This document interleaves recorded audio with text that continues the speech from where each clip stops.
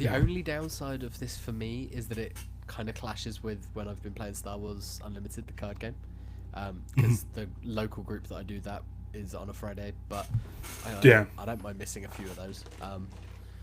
But yeah, Oh shit. it's like Friday nights is really good. I like it because it's like end of the week. I don't need to rush. I don't need to be up in the morning. I can chill. I can have a drink. It's I lovely. need to. I probably should sort out next week. Mm. I don't know if she's Well, watching or not. It's our. hi Stevie. She's not. I don't see her in the chat. She might just not be. I don't know. Maybe. I can ask. Are you watching? No. Okay. I mean, you don't have to. Maybe not right now. It is. So next Friday the 17th will be our 22nd wedding anniversary. I was gonna say I remember the 20th was. It feels like recent, but 2 years ago. 2 years ago, yeah, it's nuts. We've been doing this a But while. that's our wedding. That's our wedding anniversary. And she's like, she took the day off. I couldn't get the day off. I mean, I can probably swing it, but I don't know what we have planned. So, but I mean, I'm assuming 1 o'clock will be fine. I mean, if it's not, next we Friday. can move it. It's fine. Like we can Yeah. always shuffle things around. Things happen, man. We will. I feel like we'll finally have a schedule set for the finale. Yeah. Spot on. Sounds good. That's Yeah. feels like it's on keeping. Yeah, she's here now. Hey, Jeremy. Yeah. I'd say hi to Stevie, but I've already sent her some pictures of Indy this evening, so we're good. She's like, so let me tell you something. All right. Now she's watching. I can't say. That. I'm like super busy, right? I'm like running around like crazy, trying to get here on time. I had some stuff I had to do with my photography. Anyway, not a big deal. But like I was like driving and she says, James sent pictures of Indy and they're great. And I'm like, Cool. like, Not right now. I'm in I gotta get shit done mode.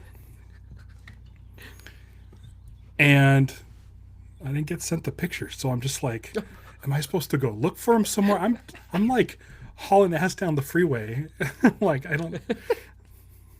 It's tough. It's tough. Here's the thing. It's tough when you're. I don't know. It's a thing I think about when you're married and stuff. Like you don't want to not get. You want to make sure you get the messages from your like spouse and stuff. Yeah, of course. And so I was like, surely this must be important because she knows that I'm like hauling ass to get things done. And so I looked and it wasn't super important, but at the same time, it was more of a, I don't know. It would have been like, I literally thought like I had to go to Instagram to go look at it. And I'm like, this is like this is like the last. Yes, she did show me. Yeah. She did show me when I got home, and she waited for me to like be settled too, like because I can't. When I get home, I gotta like get all the shit out of my pockets, get everything because I grabbed lunch too, and I gotta like just get everything. Like I just need everything finished so I could just sit and. Right before we showed up, I was like, I haven't even taken my shoes off yet. And that's like number one thing I do. But so she waited till I was settled and she showed me the pictures and they were pretty amazing, dude. Like, I don't know how many pictures the photographer took. Apparently, like, Liz, no, I think it was like about 100. And then on her first pass, Liz got it down to about 60 and then ended up choosing those like 10, and then the photographer threw in another one because she was like, no, I really like this one, you should take this one as well. So yeah. I think you're a bit neurodivergent. I don't know what that means. I mean, we all are. Like, probably am. We've been together for 27 years. She knows me, so I'm assuming she's right. I'm like not even looking at the chat. I only see when she pops up out of the corner of my eye. Because I'm afraid. Yeah, we're going to Northwoods dinner. Nice. Northwoods Inn. You'd love it. It's totally an American place. It looks like a log cabin with snow on the roof, like Southern California, like 24/7, like fake snow on the roof. Steaks, potatoes, like steak. We had steak, potatoes, too. It was lovely. Used to have peanut shells on the floor, like sawdust. Okay. I think did they take the peanuts off? No, I think it was a different place. But I'm like, I feel like people with allergies would not be a good place to walk into. I was gonna say that seems dangerous. I don't know. I'm trying to catch up. Vactor's here. Hey, Vactor. Vactor, I'll get our Lanterns Live episode up probably after I'm done with this. The Busey scale. Is that what neurodivergent means? I think that's like, instead of like being on the spectrum, it's the Gary Busey scale, which is kind of really accurate. I get it. Like what Busey do you fall into? I'd like to think that I'm Point Break Busey, but you know. I don't know what I am. I there's something definitely wrong with my brain. Oh yeah. But that wasn't me agreeing with that. I'm just saying, like, there's something wrong with all of our brains. We're all fucked. But when I'm out in the world, I feel like maybe it's not my brain that's messed up. Like, I was going fucking nuts because like you're the only sane one in the world. I get on the freeway, and like these cars in front of me have like 10 car lengths in front of them, and we're going like 45 when the speed limit's 65, and I'm like, I can't deal with this. So I pass them and they're just staring at their phone.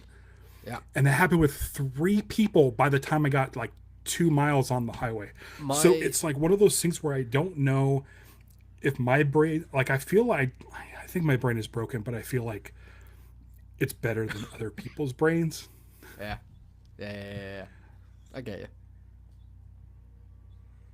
My main road home it's just a 2-lane. It's not a freeway or anything. But it's coming home from work, and it's sort of it's like the main road going through the New Forest, just big national park down here that I've got to drive through to get down to where I am, and it's like it's the worst road I've ever been on, and I'm on it every day because everyone just sits in the passing lane all the time. Like, they just crawl in that, and I'm like, move over. I don't want to undertake you, but just move over. Why are you here? You're not passing anyone. Just fuck off out this lane. And I don't know what it is. They just always sit in that lane on that particular road, and it does my head in all the time. The people who pull in front of me from the lane they were just in, and they go the same speed as the lane they were just in. Like, why? Why are you over here now? What are you doing? Yeah. I'm glad that I'm not the only This, one. by the way, let me. Stevie said, "What Gary Busey will ruin a day, if something gets misplaced." It's Lethal Weapon 2? It's tough. Before we started recording, I looked up and I have a row of like Green Lantern rings, right? White, red, orange, yellow, green, blue, indigo, violet, black. Indigo wasn't up there because I was wearing it for Lanterns Live 2 days ago. Right. So I'm like, well, I know where it is. It's by the record player in the front room, because after that show, instead of posting it like I should have, I got up and sat my ass down and watched Invincible, and I just took it off and set it on the other thing. So, like, for me, I'm like, you know what? I'm going to need water before we start recording. And so I'm like, I better get that ring because it's going to fucking drive me nuts. You've been witness to this a lot of times. So I used to have the old... the chest of drawers. Old chest of drawers there, right? And sometimes one of them will have been like just not pushed in all the way. That it'd be out like it'd be out like an inch. Like there'd be a little more black showing than the others. All show. Every week I'd get up and go close it, and you watch me do that. And I know that's some sort of probably ADHD or something, but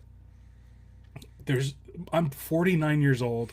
My brain needs certain things to be in a certain place, and when they're not, if they're easy enough to fix, I just do it. You just it's just If like, the ring it's just, if the it's ring just, was, it's almost like a tick. It's just like, I can do that. I can sort that out. I'm just gonna go do that. then it's off my plate. This morning, the thing I wanted off my plate was taxes. Fuck, dude. Just like, I'd already gone through it. I already done it once, but this morning I spent an additional like 2.5 hours working on that. I'm so glad that And I don't have to do that. it's off my plate. Yeah. Anyway, but I just want to say one thing before we get started, because we've been talking for like Since 11 we minutes. don't live 11 minutes, so definitely like. Happy birthday! Happy thank you birthday! very much. Yeah. It was my Tuesday? birthday on Tuesday. It was Tuesday. Just gone. Yep. Had a lovely time. Went out last Friday night for a lot longer than was planning to. I was meant to. We were going to go for a couple of drinks and some pizza with some friends, a place nearby, and then ended up staying out with one of those friends until about 3 a.m. And yeah, it was a good night. Haven't had a silly fun night out like that in a long time. Would have also been very happy with a nice quiet one, and like home by 7. But yeah, no, just things happened and had a good night. Awesome. And then been at work all week. Except for Tuesday, I took Tuesday off and we went for a paddleboard, and yeah, it was nice. Right. Indy was in nursery, so we got to be adults and go for a paddleboard, go out for lunch, and yeah, it was cool, really nice. So this is something. This time last year, we were in hospital, like waiting for him to arrive. So it's Indy's birthday tomorrow. So yeah, literally, this time last year, we were like, Liz's waters had broke. We were in there, just sort of waiting around, quite impatiently, just being like, yeah, let's just get on with it now. Yeah, bit bored of waiting. Like, come on. Yeah. Vector says his birthday's in 3 days. Hey. Yeah, April so 13th. Monday. Yeah, Stevie, Yeah, if you could do me a favor, could you put that in the shared calendar, because I know I'll forget. Oh, it's someone's birthday today. I'm going to wish you a happy birthday now, Vector, because I will forget, and my shared calendar's full of family stuff. Sorry. Okay, so see, this is a problem. I always notice the birthdays the day before on the calendar. I'm like, don't forget it tomorrow. Sometimes I'll just be like, you know what? I'll just send a text now and say, I know I'm going to miss it tomorrow. And then I'm like, no, I just won't miss it tomorrow. And then I don't. Today is Kevin Kittredge's birthday. If you guys have ever watched All Right, Let's Do a Podcast, he's my co-host on that. I should probably send him a message. And then, yeah. Stevie's just mentioned taxes are a racket, bullshit racket. It is the same over here. We just don't have to sort our own out if we're employed. Like, it's all done automatically through the way that we're paid. Right. But if you're self-employed, so when I was DJing in my 20s, I used to have to do and you with photography and I'm guessing everything else. Like, just with the movie. Yeah, in the movie. Can I be honest with you? Yeah. I'm so glad I'm done with it. Yeah, like my taxes for the movie are now officially done. So I used to get sent like do it yourself tax return forms every year for like 7 or 8 years after I'd stopped being self-employed, and they were like, you got to do your own, and I'm like, fuck you, no I don't, I'm employed, I'm paying my taxes every month. It's definitely a much better system. Like, it sucks when you get your paycheck and you go, oh right, I've there's 500 quid of this month is just gone straight out, and I've like, but to do that rather than have to deal with it all in like the span of a couple of weeks in April, that sounds like hell. Yeah. So I'm hoping next year I just have to deal with, like, you know, a couple of the W-2 forms, which is like the job stuff that's already taxed. I found out something weird. This is so unrelated. This is what we get on a Friday night. This is a Friday night podcast, guys. I'm drinking rum. You know the band UB40 who did Red Wine and things like that? Yeah. So that they're named after unemployment benefit forms from like the 70s or whenever they started. Oh, really? That was a UB40 form to like claim unemployment benefits. Had no idea. Yeah. Yeah. It sucks because they all know what you're supposed to be paying. Yeah. But then they'll just try and fuck you on it. Yeah. Yeah, it's bullshit. I don't. Well, California already accepted. Really struggled to like pay my taxes at the moment if I was over there. Yeah, California already accepted our forms. Cool. Only took a couple hours. That's good. Stevie's enjoying the chat. Do you even? I mean, listen, it's kind of a filler episode. Do you want to not talk about him? I'm just fucking around. Dude, it's so funny because like I realized while watching it that the background to add texture to the black in the background here, it's happening from the Viltrumite War. I remember when we first added, because like the first few episodes was just plain black, and then you added some texture to it, and you're like, "Is this a spoiler?" And I was like, "It's blurry enough, it's dark enough," and we got there now. Like Space Racer is there; he's been there this whole time. Yeah. It's great. Alan and the Viltrumites. Okay, let's get it started. Let's do the intro thing so I could do the podcast version. So again, if you're watching these live, you get a bonus, 16 minutes and 36 seconds of that nonsense. Whatever. Yeah, that nonsense. Yeah. I love it. It's fun. Welcome to Invincipod, probably the best podcast about Invincible on the internet. I'm James. I'm Ralph. And I timed that nicely so that Ralph was finishing his drink. I was milking it.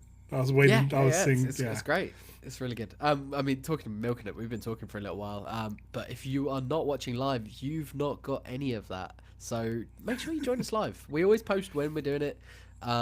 It's probably going to be Fridays, but who knows? We'll love a bit of a bonus episode. Vactor's here. Vactor loves a bonus chunk as well. Yeah, I've been doing it over at Lanterns Live because with Riverside, really so I've just been doing a long show, and then putting that to members only, and then doing the truncated video version for everybody else. It's been kind of fun.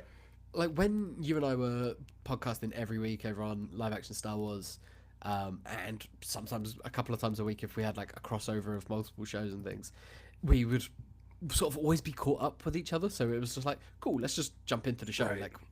Whereas now, where this is great because this is like our block of 6 weeks or so that we can just chat and catch up, and I love it. It's great. I'm gonna be really sad when this is over, but then we've got a few weeks, and then I don't know. I suppose we could milk Mando and Grogu for a couple of weeks, maybe. Oh fuck, dude! I was thinking about that. I'm like. Can you believe it's like, I think it's like a month away. Oh, no, it's a couple, it's like a month away. It's going to be like, by the time we're finished with Invincible, it'll be just a couple of weeks, tops. Yeah. I mean, I'll do it. I mean, you know what? We got to cover it. Of course we got to cover it. I'm excited to see the movie just so I can do live action Star Wars. We've never covered a Star Wars movie as it's come out. Never. I don't even know what that... How do we do that? Do we do an initial reactions like the next day or the night of? No. We do it whenever we feel like it, and we full spoiler, whatever. Oh yeah. If you're watching us, you know what you're getting. Vactor wants to know both of our thoughts. Like Ralph's watched more Shadow Lord. It's good. I like it. I don't love it. I think it's got a lot of potential. I think it looks amazing. I think I don't like a binge drop, but I think it could have done with having 3 episodes come out because the second one kind of felt like a rehash of the first one. It's good. I like Sam Witwer as Maul. There's no such thing as Mayforth in this podcast sphere. Right. It's just yeah. Like, listen, man, I think really, I don't really care about Mando and Grogu, because an hour and a half version of the show will feel just like Predator Badlands, And See, I really liked Predator, it. Badlands. Yeah. Yeah, But that's didn't very it feel different. like an hour and a half version of like a Mando episode? Yeah, yeah, yeah, Kind of yeah. You're just not wrong. wandering, It was. silence. Just it's It, a good episode, mm-hmm. and I have nothing against Dan Trachtenberg at all. Nah, But it was no, just no. like We're fans in this. I need sci-fi to go a little bit different direction than just like Like, action in a weird setting. you kind of want Prey. I thought Prey was amazing. Prey's still my I love favorite Prey. Predator movie. Prey's my favorite Predator movie. I know you're not obviously gonna go for the original, but Predator. yeah. I mean, Which you can't. I was I'm 10 never when gonna it came argue out. with someone. Yeah, I'm never Yeah. gonna argue with someone who says that that's their favorite. But like, Prey for me was just like stepped it up. But here's the thing for me is like for my entire life there's been one good Predator movie, Yeah, yeah, yeah. and that's the original. And then Uh-huh. Prey came along, I'm like, okay, great. Easily you my can second do it. favorite. Yeah, yeah. And yeah. then Badlands came out, I'm like, easily my third. So it's like, Yeah. in the grand scheme of things, like Dan Trachtenberg's doing great things. And I heard the It's- animated one's really good. I really like. I think the animated one was probably better than Badlands. I think it's got more going on there. It's interesting because it was the very similar sort of thing when Alien Romulus came out, and I was just like, I know. this is a really really good movie. It is easily my third favorite Alien movie. Like See, for me, it would probably default towards 4. fourth because of Prometheus. I like 5. Yeah, see, I like Prometheus. I think I like the ideas stuff of in Prometheus Prometheus more than that the I really like. execution of Prometheus. I want to say if you listen to the I'm George Lucas, the Connor Ratliff story commentary with us on it, I believe I talk about Prometheus and why I like it and how it ties in with the Lost documentary I produced. Nobody's come up to me and said the magic words I was gonna say that let me know that they listened to it.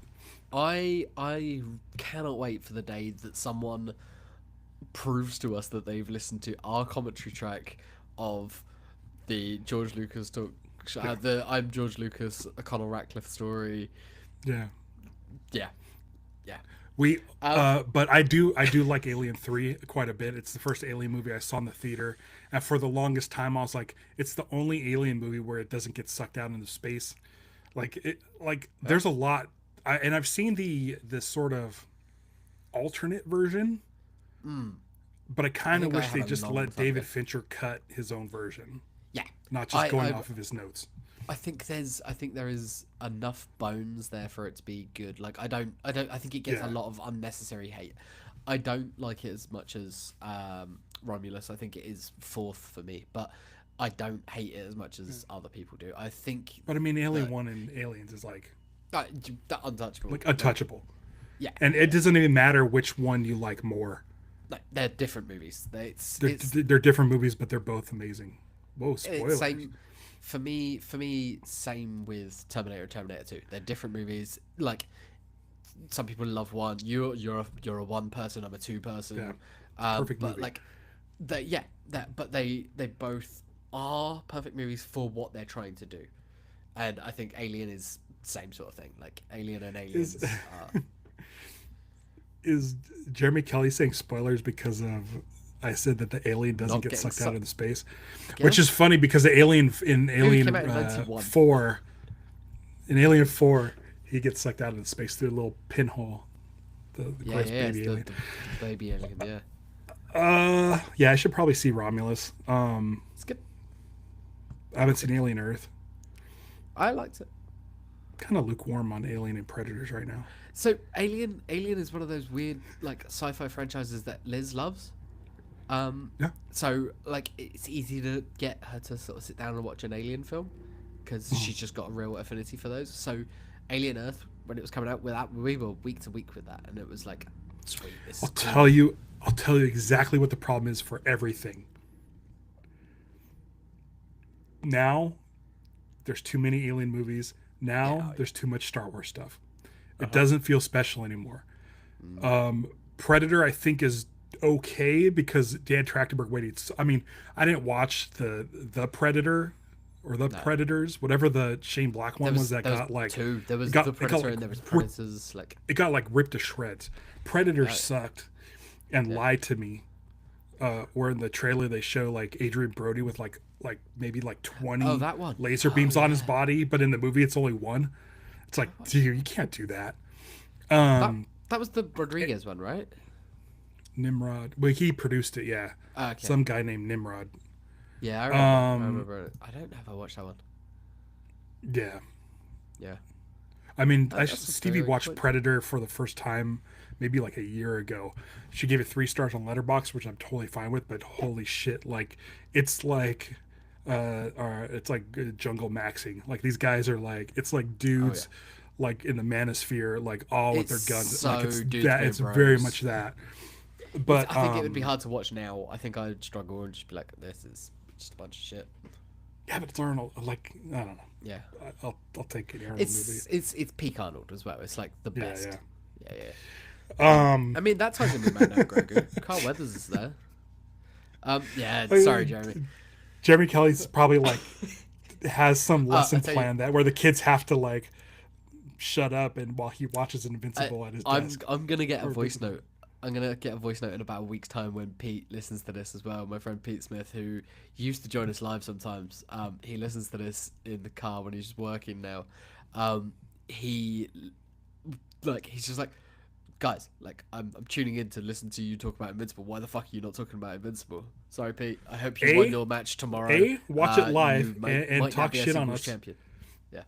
Pete, watch us live so you can talk shit on us while we talk about this stuff.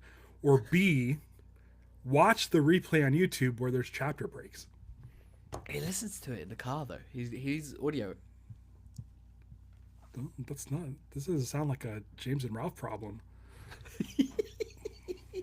You heard it here first, Pete.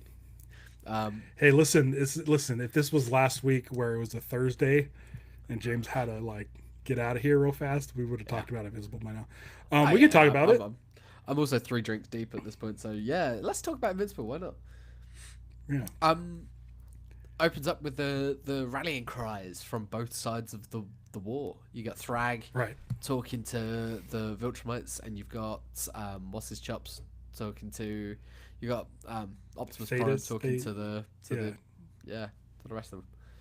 Thetis, that's it. Oh my god! Speaking of Optimus Prime, sorry, Pete.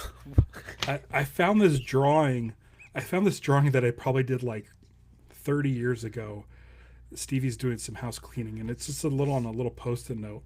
And I thought it was so funny that she had saved this drawing for so long, and it's like an Autobot symbol that I did. Okay. And here I'll show it so Pete can't. It's Optimus Christ. Oh, I can't. Oh yeah. Oh, that's excellent. Isn't that cool? That's I forgot great. I drew that. It's literally on a post-it note like that big. But I saw that. It was sitting on top of this stuff that she had set aside. How and is I was that like, not a bumper sticker? It probably has to be, right? It should be. Like, yeah. You're gonna hit a few different demographics there. Stevie, you fished that out of the box? It was literally sitting on top as if she's like, ooh, I'm so glad I saved this. It needs to be like front and center. I actually didn't fish it out of the box, Stevie. I just took a picture of it while it was in the box. What's in the box? So yeah, like they're setting up this war, and it's like we're like get on with it. We want to see how Mark's doing, and we want to see how everything's going.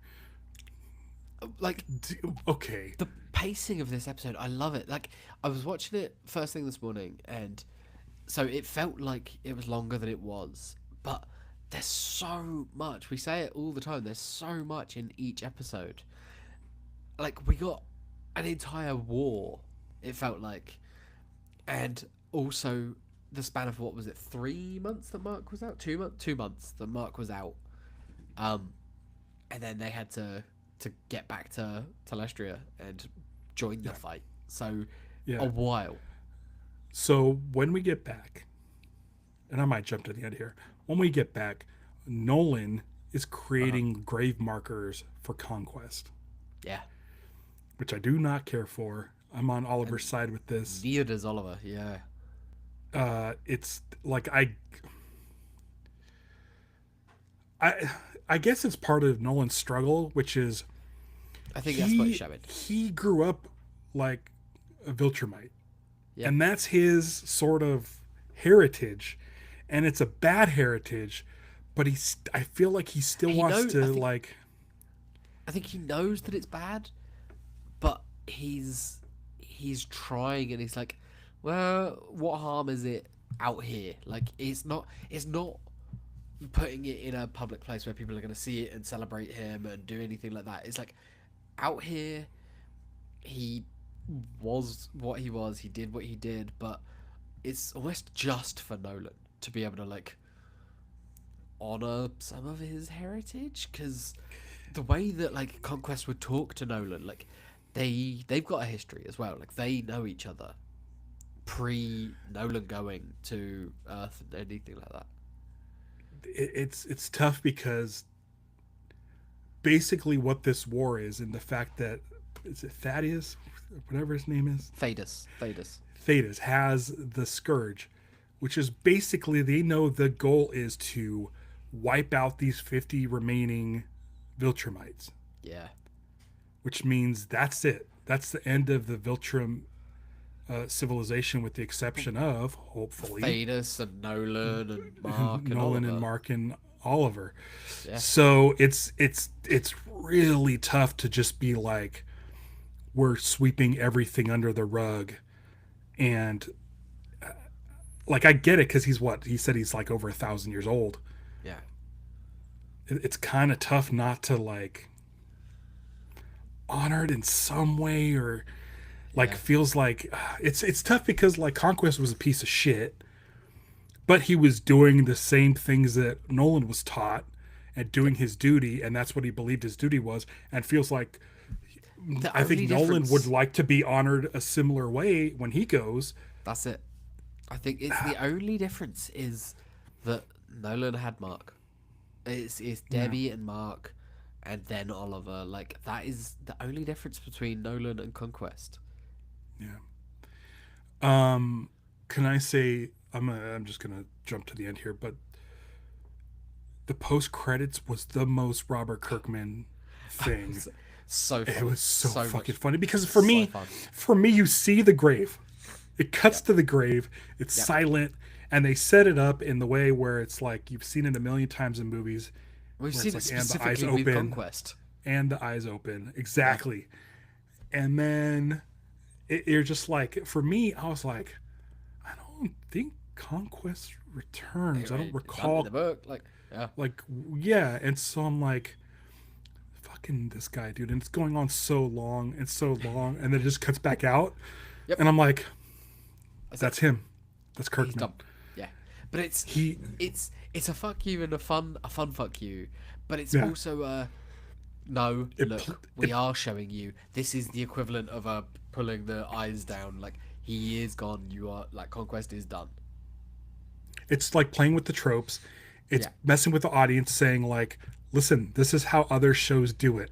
You're gonna get this scene in every fucking Marvel movie. No one's ever gonna really die. You're gonna get all this bullshit thing, the post credit scene that everyone expected, and then it's like, that's not this show.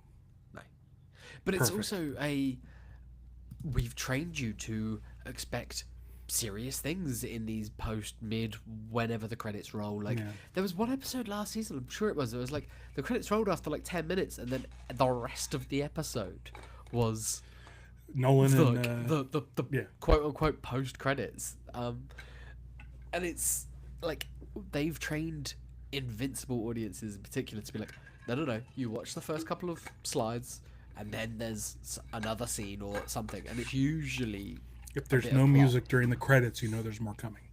Yeah. Whereas this time they did it, they brought it back, and it's like, no. So it's just keeps people on their toes. You never know what you're going to get in those sections, or for how long. If you don't look at the time code of the episode, it could be 10 minutes, it could be half an hour, it could be seconds. I watch a channel called Previewed with a guy named Jay and a guy named Adam. Adam has read Invincible, Jay has not, and so it's a really fun dynamic watching them. They'll do live reactions or or to the shows and stuff. And I can't wait to see like that moment, because you can tell from being a reader, you can watch Adam's face and his reactions and kind of looking over to Jay like, I know what's happening and you don't. And he's like waiting for, like, I'm sure there was people who read Game of Thrones who were like videotaping their friends watching the Red Wedding for the first time. So you get like looks like that. So I'm excited to see what he says about the Conquest thing, because for a second I was doubting myself. I was like, no, he's done. He's gone. Yeah, he should be gone. Yeah. I kind of was hoping that Nolan was like going to take him and throw him in the sun or something. I was thinking the same thing. I don't like that the body is still there. It's, because we've seen what they can do, and like a reanimate version of a Viltrumite Conquest is a scary prospect. Not that Cecil or anyone is going to this random planet deep in Viltrumite space, but like, you never know. As far as we know, as book readers who have read the whole thing, I don't think it's spoilery to say Conquest is done. You're not seeing Conquest again. He is dead. Thank you, Jeffrey Dean Morgan. You were excellent in that role. Yes. Yeah. Yes. Battlebeast is alive. Battlebeast is alive, though, yeah. And his whole species are, like, part of the Coalition, which I don't remember from the books. Like, it's probably in there. They may have been, but I don't remember that. But like, I remember Battlebeast being like the champion and who was there, and Battlebeast and Space Racer both joined in the fight. It was like between them and having Tech Jacket with Alan. It's like you've got the weapons, you've got all of these things, but also they are on different levels. Like Battlebeast can take on one or two Viltrumites on his own. Just go hand to hand. Space Racer, it feels like as long as he's got some range, he can pop some people. Like he can do some damage. Tech Jacket, I feel like is really good against the infantry and all like those like subjugated armies. But throw her against Viltrumite, and I'm always scared for her. Right, but that's good. Yeah, like she doesn't feel invulnerable. Like that suit is amazing and it's doing a lot, and it. Given any sort of given a second of respite, I feel like it can heal her up or like protect her at least. But I don't. If going 1-on-1 or 2-on-1 against the Viltrumites, I feel like they could mess her up real quick. And and it seems like they're used to this tech. Yeah, like they've dealt with this tech a lot before. Yeah, I can't remember. I didn't write it down, but like they that species, that race are definitely involved in the war as well. Space Racer is great. So good, love it. But also what they're doing with Zoe, and calling her Zoe because the voice actress is Zoe Deutsch or however you pronounce it. Deutsch. Like having her as Tech Jacket, but still having that relationship with Alan where they're playing video games when they're on the Millennium Falcon style, like hiding on the ship. Like they're just hanging out, and then they're like, okay, cool, we've reached where we need to go, but let's try and finish this level real quick. Like Alan's a goofball. Like he's one of the most powerful beings in the galaxy, but he is a goofball at heart. Like he doesn't want to be a battle person. He wants to have fun and chill out. Yeah, hang out with Talia. Yeah, that's why like he's so perfect with Seth Rogen. Like Seth Rogen's such a good choice. Oh my god, I kept telling Stevie, like every time we saw Anissa, I was just like, God, I fucking hate her. Oh yeah. I don't know if she knows why I hate her yet. I think fans of the books or readers of the books, it's coming. Like just when I see her, I freaking cringe. Yeah. Oh, I hate her. Having her around, having Krieg around, we're starting to get to know a few more names of them, of other Viltrumites, and it's like I'm glad that they are making them all individual characters as opposed to just mustachioed bad guys. Like, but because they've got more to do, like, than just be that. Like, so it's cool that we're getting to know them and that they are threatening in each individual way. It's like Krieg, I feel like he was always just there in the books. Like he had a distinct look, so you'd get to know him that way. But until some stuff that happens later, I was like, didn't really know who that guy was. Um, Whereas, yeah, like now we're seeing him. He's always like the right hand man of Thragg. Yeah. He's the one taking the direct orders and everything. It's like this is cool. He's around. He's a shitbag. Oh yeah, yeah, Yeah, yeah. yeah. I think it's because of What this, they did there. and this is in the Guardian of the Globe game, which I don't use her. I have not leveled her up at all.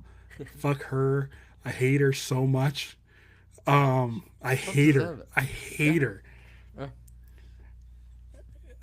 Oh, Jesus Christ! Like when there's when stuff comes up, it's going to be bad news. I'm assuming he's going to leave it in. I think so. I assume so. You might as well. Yeah, He seems to be. Yeah, it's memorable in the book, and I feel like he doesn't want to stray from that stuff. No. I think he understands that his storytelling in the book is a success, and he's really happy with where it was, as far as like the good stuff goes and stuff like that. And so I think we're gonna get it.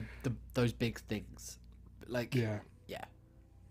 Just when we're talking about Nolan too, talking about like wiping out the civilization and all that shit. Obviously, that's a bad thing to do, but it made me like I feel like the impact of that is gonna be really fun back for viewers to watch by the time this series ends. Yeah, agreed.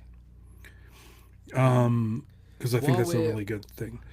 While we're on Nolan, just everything that happened with him and Oliver this episode was brilliant. Yeah. Like it's weird. Like they did it all in one episode. They went from Oliver hating Nolan and just thinking he's a dick to loving him and saying that he's going to miss being there because he misses just spending time with his dad. Like to do all of that in one episode, but it not feel rushed. Like you understand the passage of time.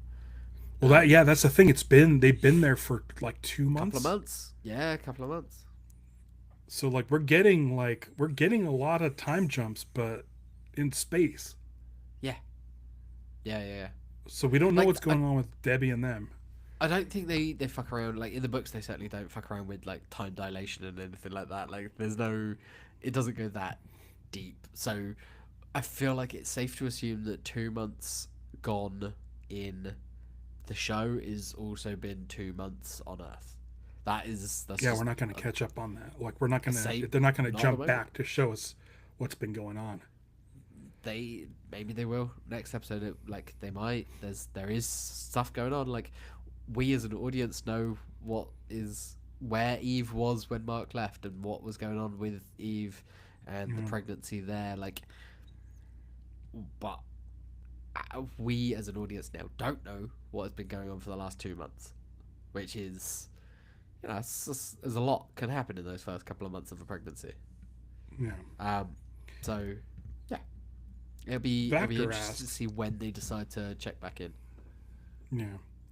Vector asks, how do you both handle redeeming characters? Thinking about Nolan and Kylo Ren, are there any characters that are truly irredeemable? Irredeemable by Mark Waid. He is. I'm sure there are. There are. Anissa. But I mean, with Nolan, that's the whole crux of the entire run of Invincible is. In that first trade paperback, you realize he's not a good guy. Yeah. And so, like, it's almost like, well, what if your dad was Darth Vader? Basically, it's the same thing as Luke Skywalker. It's like it takes I think Invincible a little bit longer for him to become redeemed than say like Darth Vader. Kylo Ren's tough because we don't really know exactly what he did. Yeah. Like we knew he like went after Luke and the Order and the Knights of Ren and all that stuff, but like we didn't really have any investment in Kylo Ren. We just knew he was Han Solo and Princess Leia's son. Like that's kind of tough. Then you look at like Darth Vader, and you're like, okay, like I'm glad Luke was able to redeem him. But then you go watch the prequels, and it's like, oh well, he killed those younglings. Yeah. So that kind of makes it worse, Yeah. tougher with Darth Vader. But also, that's the thing though. It's if you remember, like the last episode of season 1 of Invincible, Mark is yelling at his dad like, who's mind controlling you? Like, that's the thing, is Darth Vader was kind of like swayed by the power of the dark side and was told lies and fed Yeah. lies, and people followed those lies, and we got the Empire. Vader was Like, always trying so to break Darth out from Vader, Palpatine's, like, that's, yeah, he, like, yeah, when he pitches his, like, thing to Luke on Bespin, like, he's genuine there. He wants to overthrow the Emperor. yeah, Like, he's got no love for Palpatine. no. He's So then trapped. with It's a toxic Invincible, relationship. Invincible's like 144 issues or something, and we know by like issue 7 about the Guardians, I think, something Yeah. like Yeah, that. I think So so. you get a lot more time to sort of have Nolan redeem himself, and I feel like this whole season has been Nolan going around just telling everybody he's sorry. It's And his if we think redemption tour. Yeah. if we have, probably 3 more seasons, like that's just going to continue. Like whether he's redeemed or not, like if you think it is, Sort I of don't know. It's in really individual tough size. Yeah. because he Like, wasn't under mind control. It was his upbringing, and it was yeah. his values and his stupid brain, which thinks he was doing the right thing, because as soon as Mark got his powers, he knew, well, shit, Mark has his powers, which means the Viltrumites are going to come to Earth and start procreating here. Yeah. And he's like, fuck. So all he can do was like get Mark to be like, join me so we could fight him. Basically, where we are now.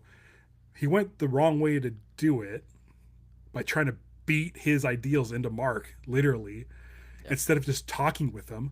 Because this time around, he came back to Earth, talked to Mark. This is the situation. They're coming. You've dealt with them. You've seen their You're ultimatums. strong enough. Like, Yeah. we can build together to stop this Yeah. threat. There's 50 of them, but we can build up something.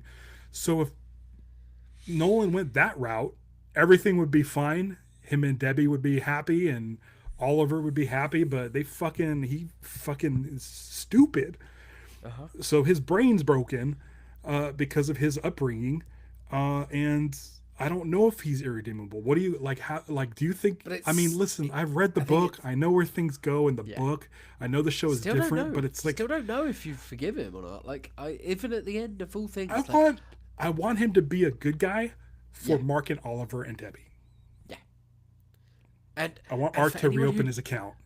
I think that's it. And I But think he did it's really bad stuff. it's leaving it open to owning what happened, owning what you've done, and then letting people decide, letting people choose whether they want to have you be redeemed, or like whether they see you as redeemed or not. Like, knowing what you did, and knowing that what you did was bad, knowing that what you are going to strive to do now is good, and then letting everyone make their own choice on how they see you. And like, if they still want to see you as evil, like, I understand.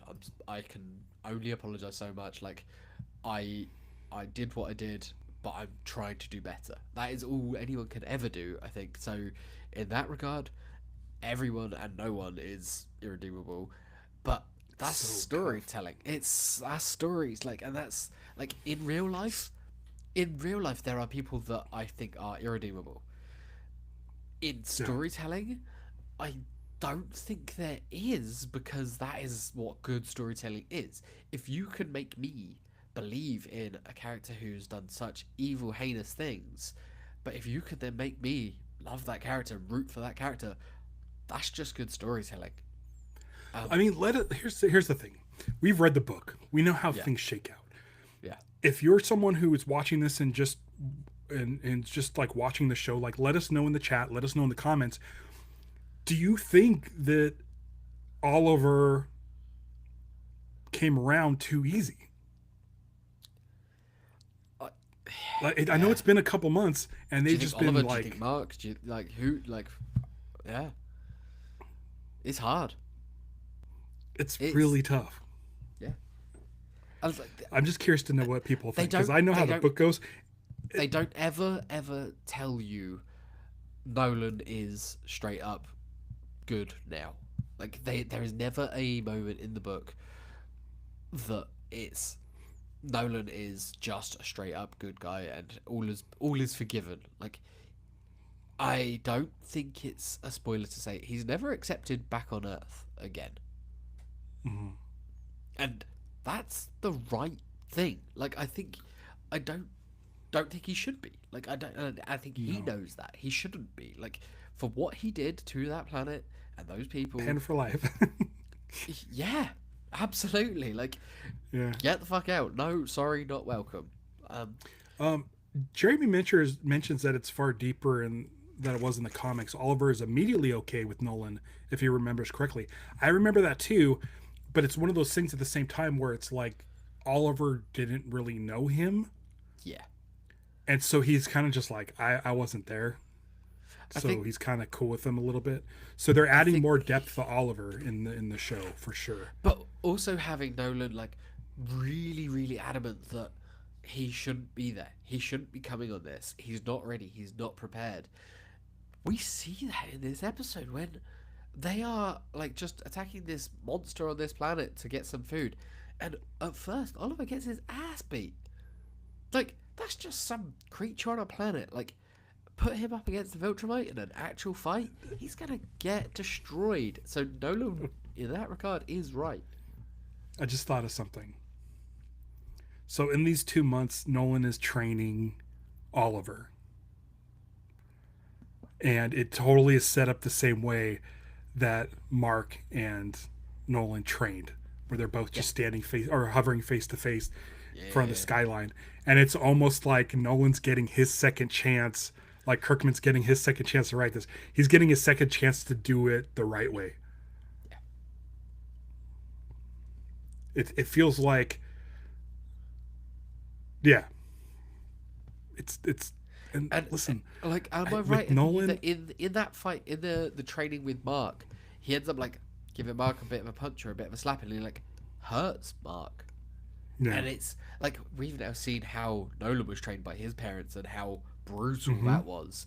So that was always like the Great addition to tiniest, this. Yeah, yeah, because what he gave to Mark was the tiniest little taste of that. Whereas with Oliver, none of it. All he does is dodge, dodge. block, and dodge, block, evade. Like it's like get quicker, get better, get better. If you can hit me, then we're on the right track. God dang, Because this show's really good. it's so good. This show's really good. And it's Because yeah, it's such a that good, addition. like, Because I thought about V2 Nolan's of training. the story. Yeah, yeah, I thought about Nolan's training. And that's something that wasn't really brought up in the book. So, like they're just nailing this show. yeah, yeah. Like it's Nolan is he's iterating. Like he got beat the shit out of, as was the Viltrumite way. We can assume. I don't think that was unique to his upbringing. I think that's just the way that they did it. And then he didn't go that far with Mark, but there was a bit of it. There's still some, and then with Oliver, he's going again. Yeah, I think he could be redeemed, whether he's accepted or not. I think I think that's it. the question. Yeah, yeah, Because Oliver's kind of accepted him more so than Mark, but Mark hasn't had like this 2 month period alone with him. The question is Debbie. I feel like the show version, is it's very different than the book version. Like they've just done more. They've just done more with Debbie from an earlier point in the story. I feel like now they're at a point where the Debbie that we get in the show is fairly similar to where we were getting this Debbie in the books, but it's got more weight to it. It's got more backing because they did so much more with Debbie early on. Yeah. So Again, good stuff. I do think it will play out the same way, but I think it might not. I think the end Might point take a will be little the longer. same, but it might take a little longer, and it will be done a bit more deftly. I think it will be handled better, like in the same way that like Oliver in the books just accepts Nolan. Debbie in the book Took a little bit more. comes around a bit quicker, whereas I think Debbie in the show it'll take a little longer for her and Nolan to reconcile in whatever way that is going to take. I mean, she loves Oliver, She loves Oliver, and Oliver now is cool with Omni-Man, so that might help. It might. That might help. Let's see. Let's see if who survives. Like, let's see who survives, who goes back, who sees Debbie. Right. I think there's the cutaway was really nice in this episode. It's like I just wish he was invincible. Because this is an episode that is pretty light on Mark. About halfway through, I was like, "Is this the first episode where he doesn't talk at all?" I mean, no, we got that last 2 weeks ago. We got an episode. Yeah. I haven't shaved in a couple of days. I'm feeling a bit extra beardy at the moment. My neck is feeling gross. Can't really see it on the camera, which is nice. But like when Mark starts having a bit of a beard after a couple of months, and then even scraggly. Like he throws his little bro a bone, just be like, "Oh, you too." And he's just his little the close up and his like tiny little teenage double is great. I love that. But here's a bit of a spoiler. Bearded Nolan. Love bearded Nolan. Love bearded Nolan. Very similar to my with the white and black. Yeah. I was thumbing through YouTube and I saw a thumbnail for Oliver and the entire the complete history of Oliver, and they showed Oliver as an adult and his mustache. I forgot about how Oliver looked when he gets older. But then I was thinking about Mark in the comics. I'll say at one point does have a mustache. Looks much better than the show. The show it's so scraggly and sparse. It's not good. Yeah. This is a kid who's never grown facial hair properly. Yeah. He knows that he can't, so he's just got rid of it whenever anything's come up, which is the move. Don't try until you can. Yeah. And so I really like this look, and they had the bags under his eyes, and he just looked different. Yeah. But then the same voice came out, and I'm like, yeah, it's still Mark, but he just looks so scraggly with the circles under his eyes, and just his shirt's ripped. Where in the front and the back where Conquest punctured him, and it's like 3 hairs. Yeah. Oliver's great. I'm enjoying Oliver way more, I think, in the show than I did in the book. There's some stuff, again, we're talking future seasons, but there's some stuff with Oliver that I really like later on that I think is really Can we talk about the lobster that he ordered at the restaurant? Yeah, I don't remember if that was mentioned in the comics but, or not, but interesting. So interesting. Oliver's hot for lobsters. Yep. Yeah. So I swear to God, Kirkman put that in there for foreshadowing, and I'm not gonna say. I mean, what he was saying, I was like, oh. When that comes up in the show. Okay, because Jeremy said that it was, if he remembers correctly. I believe you, Jeremy. Jeremy, you're our fountain of knowledge who's read it more recently than any of us. But when I read it, I probably didn't realize it. It was just probably offhanded thing. Exactly. Yeah. Stevie's onto something. Well, his mom is some sort of bug creature. Yeah, there's some crustacean in there. Oh my God, dude. We're gonna get to a point, because I remember it in the book. There's a Oliver kissing scene that I think was drawn so perfectly by Otley that I can picture it in my head in the animated version. Yeah. I think there's a reaction from another character, either in the background or as a second panel, next to it. Everybody. Yeah. I can see it. I know the one you mean. I know exactly the one you mean. Yeah. I thought that was really cool. I think it's really it's a throwaway gag in this to just sort of remind you this kid is an alien. He's a full on alien. He may look humanoid, but he is half Thraxon, and he's half Viltrumite. Like, there is no human in there at all. No. We call it humanoid because we're speciesist, but like, yeah. Yeah. We get a montage. We get another montage. Like, Invincible loves a montage, but we get basically like the training montage with Oliver, cutaways to how the war's going on, and like in the back of my mind, the music. I knew, yeah, I did, and I was like, it's just one of those tracks that Invincible likes to use. I think it's that sort of thing.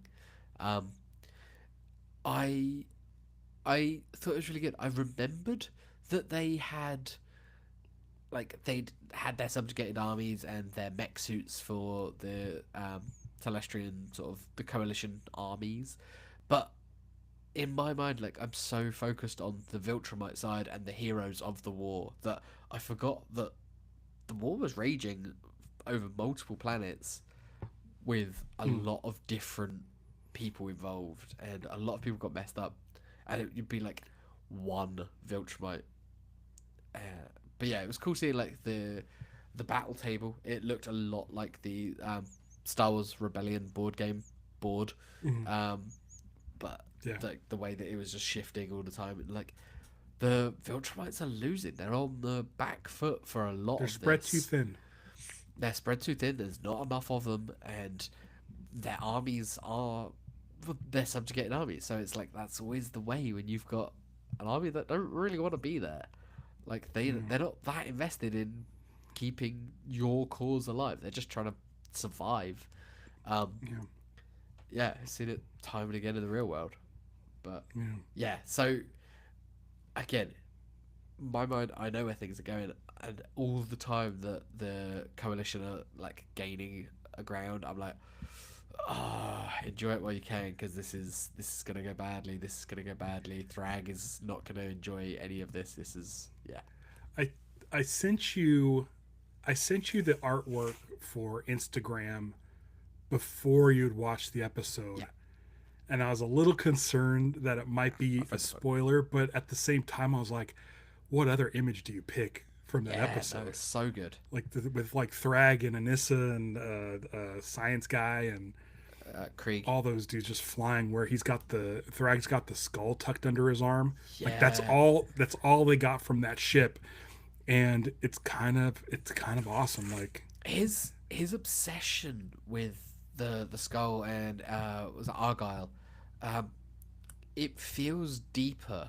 It was there in the books, but it feels deeper. Like, just seeing him and having the performance of him talking to the skull feels more, like, kind of insane, to be honest. Like, it feels more deranged in the show already, like, than it did in the books. In the books, it was always like a trophy or just this monument to their fallen leader, whereas in this, it shows just how fucked in the head Thragg really is.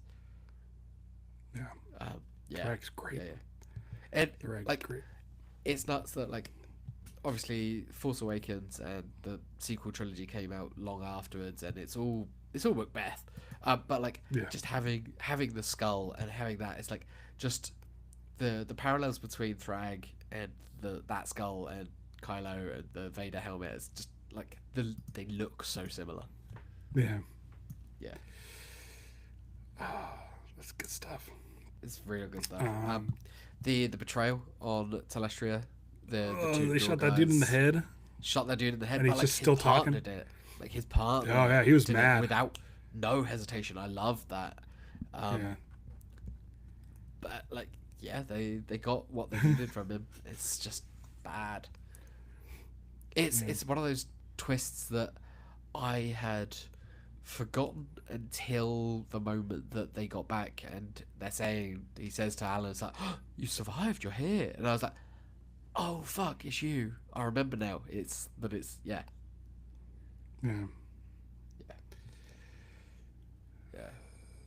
else we got? Thragg's retreat, only with the Viltrumites, leaves the army.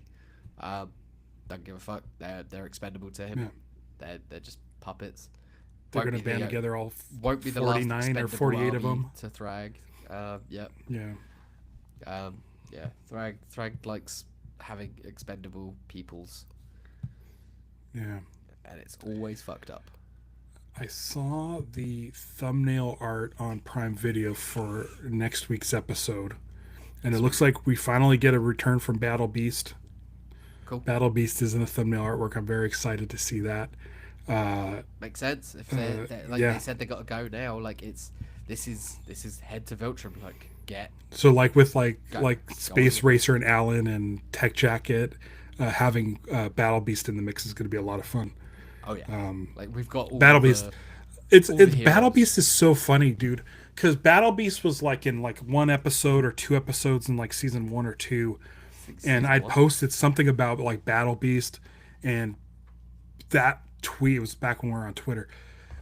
Like people went ape shit for that post because I just put like Battle Beast is the GOAT and like put an oddly shot of Battle Beast like punching with like blood all over his like face and stuff. And people like for some reason just like really gravitated towards Battle Beast, kind of like the Boba Fett of what you're saying is that we're responsible for the Battle Beast in like spin-off series.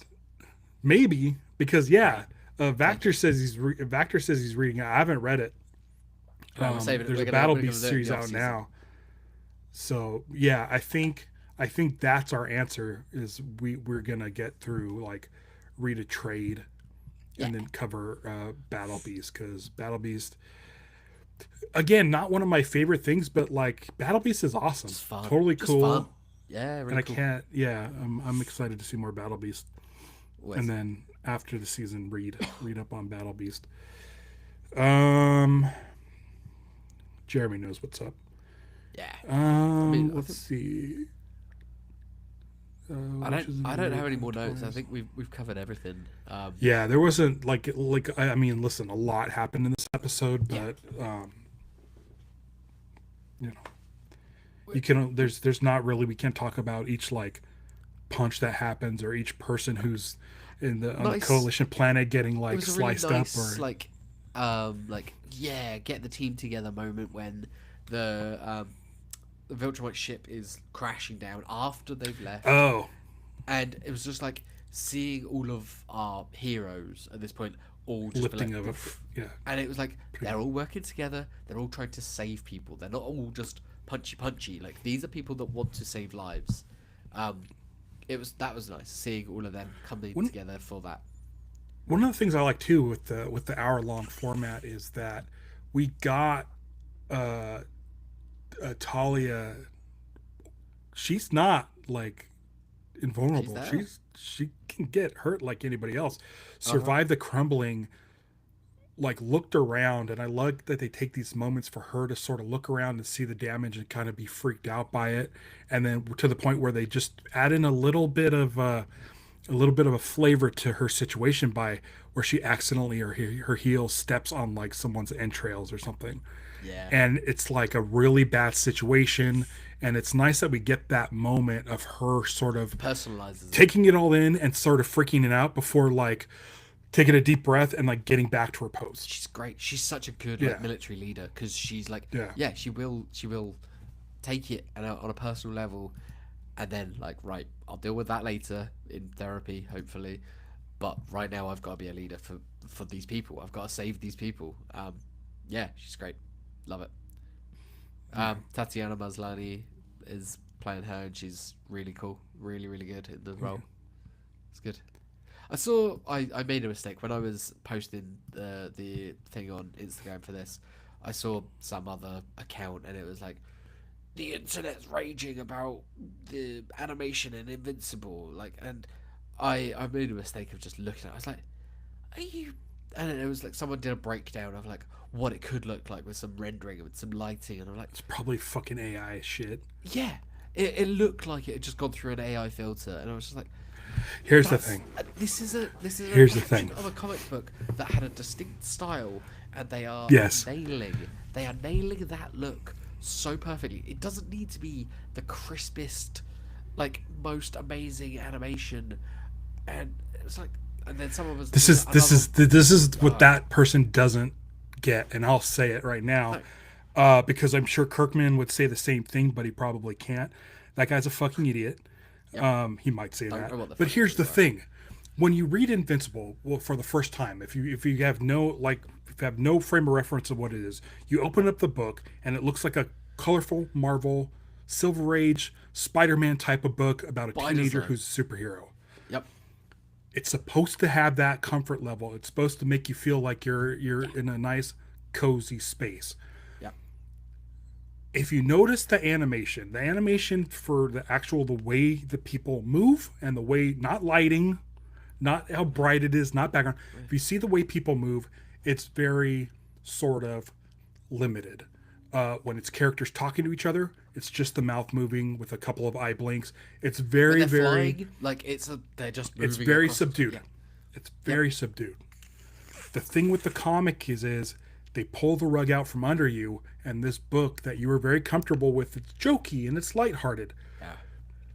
You see Omni-Man start ripping people apart, mostly in silhouette, but it's a shock to your system.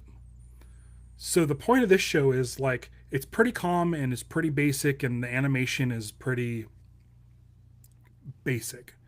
Yeah. But when you get into a fight and you're watching these two guys fly at each other, but then all of a sudden you get this insane like guts flying, Yeah. it's jarring because you're so used to watching sort of very, very still characters animating.